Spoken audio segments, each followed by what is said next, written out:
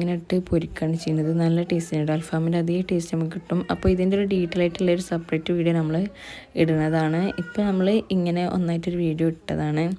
അപ്പോൾ നമ്മൾ മന്തി റൈസിൻ്റെ അരി നമ്മൾ വൈറ്റാണ് എടുത്തിട്ടുള്ളത്. അങ്ങനെ നമ്മൾ നേരത്തെ ഇതാക്കി വെച്ചിരുന്ന തക്കാളി സോസും മറ്റ് ഉള്ളിയും ഇതൊക്കെയിലേക്ക് ഈ അരി ഇട്ടിട്ട് അത് ഇളക്കിങ്ങാണ്ടേക്ക് വെള്ളമൊക്കെ അതിന് പാകത്തിന് ഒഴിച്ചിട്ടൊക്കെ റെഡിയാക്കുന്നുണ്ടായിരുന്നു താത്തിട്ടോ.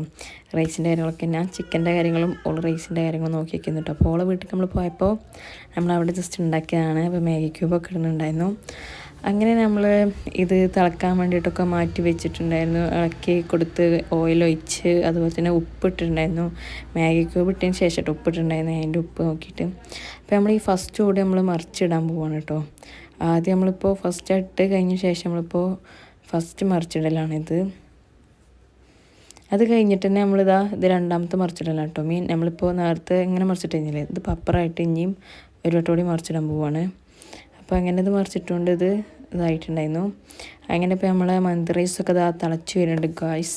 അപ്പോൾ നമ്മളതൊക്കെ ഒന്ന് ഇളക്കി കൊടുത്തുകൊണ്ട് വീണ്ടും നമ്മളത് അങ്ങനെ മൂടി വെക്കുകയാണ് ചെയ്തിട്ടുണ്ടായിരുന്നത്.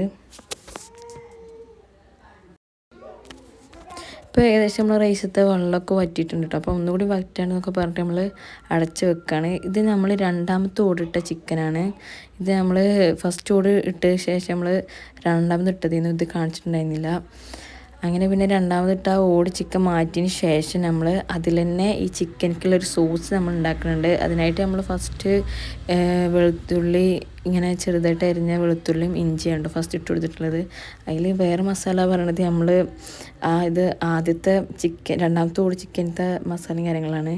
അതിലേക്ക് പിന്നെ നമ്മൾ സാധാ തക്കാളി മാത്രം ഒന്ന് പേസ്റ്റാക്കി എടുത്തിട്ടുള്ളതാണ്. അതും പാടെ ഒന്ന് ഇട്ടുകൊണ്ട് നമ്മൾ നല്ല രീതിയിലൊന്ന് മിക്സാക്കി എടുക്കുന്നുണ്ടായിരുന്നു.